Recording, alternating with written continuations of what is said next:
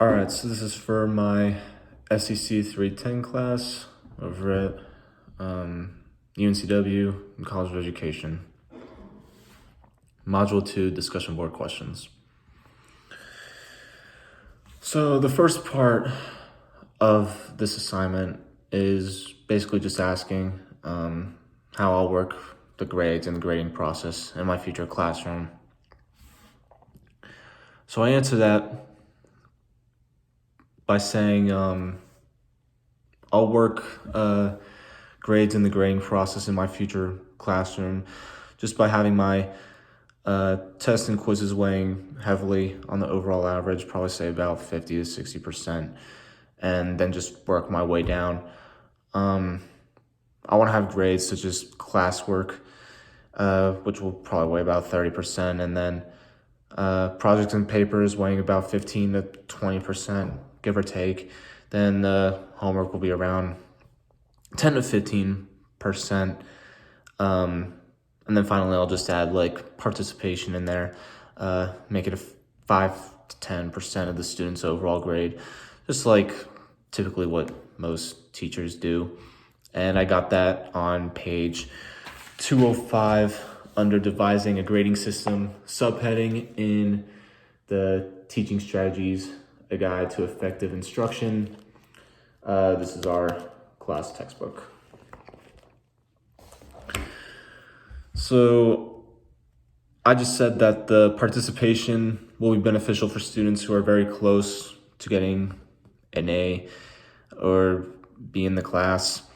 I feel like if the students actually worked hard all semester, they've participated in class, completed all their assignments, they did whatever it was that I asked them to do, then I feel like they should be rewarded in a way at the end of the semester. And they will get a little help from me. Just my little gift to them. So the next question is keeping the students informed of their progress during the grading period. So I just said I'll just keep the students informed of their progress during the grading term by printing out progress reports every couple of weeks, and just handing them to the students so that they know exactly where they stand in my class. And I'll just constantly be informing them that they need to always be checking PowerSchool or whatever it is that we'll use as teachers to put grades in, so that they can track their progress that way, and that they'll know exactly where they stand in my class. Said achievement will be monitored and recorded during the grading period by seeing their grades on assignments and tests throughout the semester, and also just by seeing what the students know on the state standardized tests or teacher-made assessments or final exams. And I got that from page 189 under the teacher-made assessments heading in our textbook. So at least for me, as a teacher, at least a teacher in the making rather, a lot of times the best way to know if your students understand what you're teaching is to have a test on certain topics. Now some students, like myself, are terrible test takers. The strategy is not 100% effective. But that also helps with the that they're you could see that they know what they're doing by doing the work, and they're actually they're actually taking notes and everything, doing well on other assignments like homework and classwork and that sort of thing. So I also said effort and knowledge will be weighted in my grading just by testing the students' recall of information, either orally or in writing, just to ensure the students understand what I'm teaching them and that's on page 181 in the textbook under the Knowledge and Conceptual Understanding subheading. And so I said good or bad behavior can have an impact on grading. Because if the student is well behaved, then it shows you as a teacher that they actually care about their grades and that they want to be in the classroom and they want to be successful and do well in school.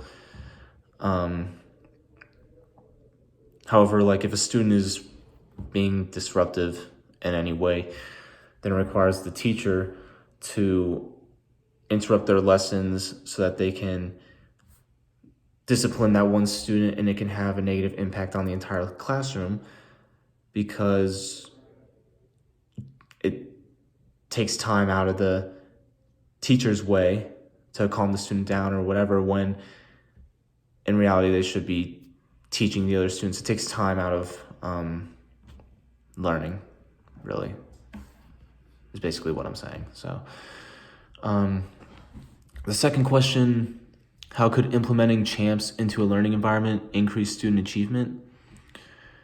So I just said that implementing CHAMPS into a learning environment is a very good approach to having good classroom management in order for learning to take place in your classroom. It's also a way to just have your students motivated and also responsible and always being productive in your classroom. And I just got that from the CHAMPS overview PowerPoint on Canvas in Module 1.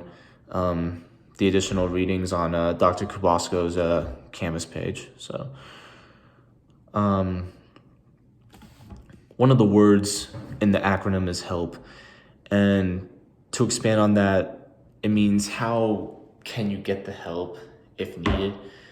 I'm not gonna say that's from the CHAMPS overview PowerPoint in Module 1 again. So to me, like as a student, if the student is struggling, it is both the teacher's and the student's responsibility to solve this issue. The student's job is, if they do find out they're struggling in a class, it's for them to go talk to the teacher and to go seek help, find a way to schedule a time to meet up with the teacher. And it is the teacher's responsibility to help that student so that they can pass their class and ultimately be successful. So by working with the student, either before school or after school, it gives the student an opportunity to have a little extra practice or reviewing for an upcoming test or quiz, and it gives them a better chance of basically being successful in your classroom. I feel like as a teacher, well, my parents were both teachers, so I kind of got this spiel a lot, and it's kind of where I get it from. But like if we were, I mean, this goes for anybody, but if you're ever struggling in a class, I believe that it is it's your job as a student to go seek that help, and it's the teacher's job to help that student so that they could pass that teacher's class. And also to just give the student a little extra practice as well. It's definitely very helpful, whether they're struggling in a class or just needing to prepare for an upcoming test or quiz.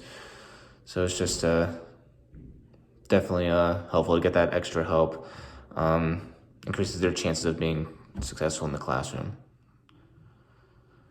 And yeah, so my two sources were from Dr. Kubasco's CHAMPS overview PowerPoint and the Teaching Strategies, a Guide to Effective Instruction. So yeah, that's my Module 2 discussion board questions. Thanks for listening.